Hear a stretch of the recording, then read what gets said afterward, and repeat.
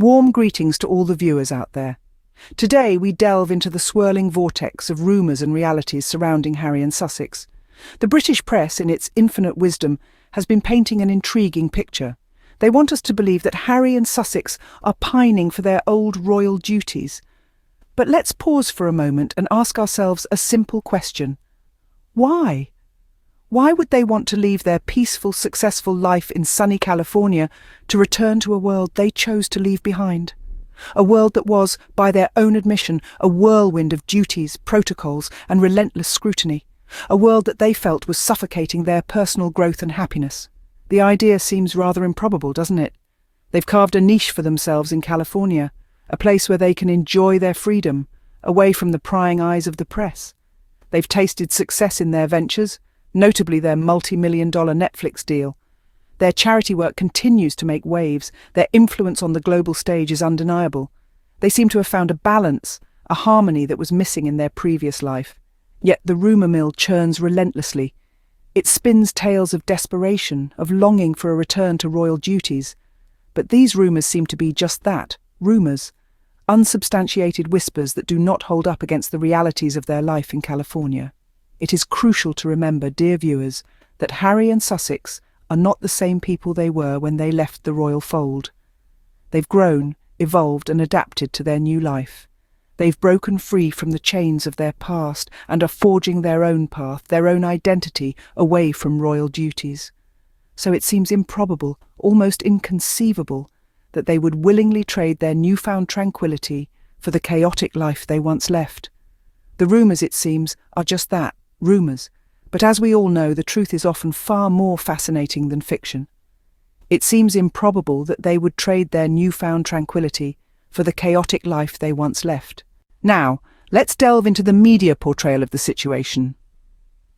We're living in an era where narrative rules, and the media has a knack for spinning tales that sell. This is evident in the stark contrast of how the British press presents the Duke and Duchess of Cambridge considering their move away from Kensington Palace versus the Duke and Duchess of Sussex. William and Kate's potential departure from their royal duties is often portrayed as a well-deserved break, a chance to escape the limelight and live a more normal life. The media coverage is sympathetic, understanding, and even encouraging. On the other hand, Harry and Meghan's decision to step back from royal duties is projected as a desperate move, a sign of struggle, an inability to cope with the pressures of royalty. The narrative often implies that they are yearning to return, that they are somehow less equipped to handle the world outside the palace. Yet, these narratives seem to conveniently overlook the couple's accomplishments.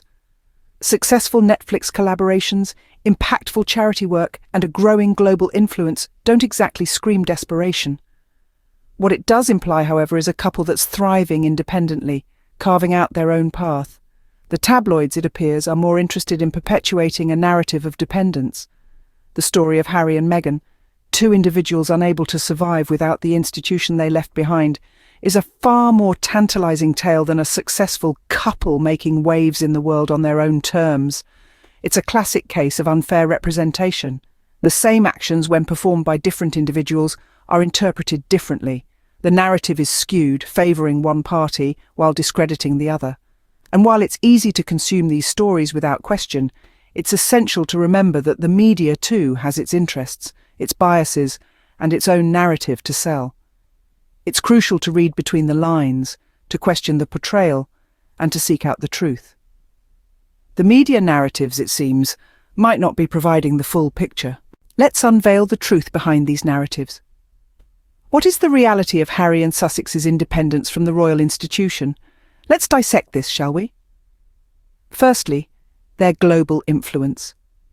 Since stepping back from royal duties, Harry and Sussex have not faded into insignificance as many predicted. Instead, they've become global figures in their own right. They've advocated for mental health, racial equality and climate change, sparking conversations and challenging norms. Their influence has transcended borders, reaching people far beyond the confines of the United Kingdom. Then there's their charity work. They've established Archewell, a non-profit aiming to uplift and unite communities. They've partnered with World Central Kitchen to build community relief centres. They've donated to charities, supported causes, and used their platform to highlight issues often overlooked. Their commitment to philanthropy is evident, and it's clear that they're using their independence to make a real difference. And let's not forget their Netflix success. Their multi-million-dollar deal with the streaming giant is a testament to their marketability and appeal. Their first announced series, Heart of Invictus, will showcase the resilience and spirit of the military community. This success in the entertainment industry is a clear indication of their ability to thrive outside the royal institution. Furthermore, their independence is not just professional, but also personal. They've built a life in California, away from the constant scrutiny and pressure of royal life. They've prioritized their mental health, their son's upbringing, and their personal happiness. They've shown us that there is life after royalty, and it can be fulfilling and impactful. So, what does all this tell us? It's simple. Harry and Sussex are not the desperate, dependent figures some narratives portray them to be. They've carved out their own path, they've pursued their own passions, and they've used their influence for good. Clearly, Harry and Sussex are thriving on their own, contrary to what some narratives might want us to believe. Their independence is not a symbol of desperation or failure, but of strength, resilience, and success. In truth, they've shown us that independence can be a powerful thing indeed. But if there is dependence here, where does it truly lie?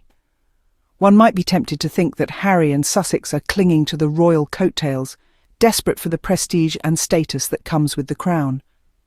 But let's flip the script and examine the situation from a different perspective. It's no secret that the royal family has been grappling with their relevance in the modern world. The monarchy, steeped in centuries-old traditions and protocols, is often seen as out of touch with the realities of the 21st century. This struggle for relevance is only exacerbated by the dazzling success of Harry and Sussex on the global stage. Since stepping back from royal duties, the couple has made waves in the world, carving out a new path for themselves. They've signed lucrative deals with Netflix and Spotify, launched their own non-profit organisation, Archewell, and used their platform to advocate for causes close to their hearts. Their success stands in stark contrast to the stuffy image of the monarchy, making the royal family appear even more distant and outdated. While the royal family is tied to the throne and the obligations that come with it, Harry and Sussex are free to navigate their own course. They are not bound by the same constraints and expectations, and this freedom allows them to resonate with a global audience in a way the royal family simply cannot. Furthermore, Harry and Sussex's departure from the royal family has sparked a media frenzy, keeping the monarchy in the public eye. Every move the couple makes is scrutinised, analysed and discussed, indirectly keeping the royal family part of the conversation. So, who really needs whom? Is it Harry and Sussex who need the royal family, or is it the royal family that needs the constant buzz and attention that Harry and Sussex inevitably attract? It seems like the real desperation might come from the firm, not Harry and Sussex. In light of all this, what can we conclude? We've journeyed through a tale of two narratives, one spun by the British press and the other, the reality of the situation. The press paints a picture of Harry and Sussex yearning to return to their royal duties.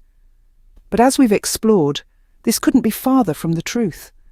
Why would they exchange their newfound freedom, peace, and burgeoning success in sunny California for the tumultuous life that had once driven them away? The answer is simple. They wouldn't. The narrative of desperation is a fallacy, a tale spun by the media to create intrigue and drama. On the contrary, we've seen William and Kate, who are considering a shift away from Kensington Palace and a reduction in their royal workload. Yet the same press that labels Harry and Sussex as desperate doesn't apply the same term to them. It's an unfair representation, a clear bias in the narratives being pushed out to the public. Harry and Sussex are not just surviving without their royal duties, they are thriving. Their global influence has not waned. Their charity work continues to touch lives, and their Netflix partnership is a testament to their success. They've carved out a life for themselves, independent of the royal institution, and they're doing quite well. The real desperation, if we can even call it that, is on the part of the royal institution. Struggling to maintain its relevance in a world that's rapidly changing, the firm needs figures like Harry and Sussex to keep the spotlight on them. Their departure has left a void, and it's this void that's causing the scramble. So, as we wrap up, let's remember to question the narratives we're fed. Let's look beyond the headlines and dig deeper to uncover the truth. Because as we've seen, the truth is often far more interesting than the stories we're told. Thank you all for watching, and remember to always question the narratives we are presented with.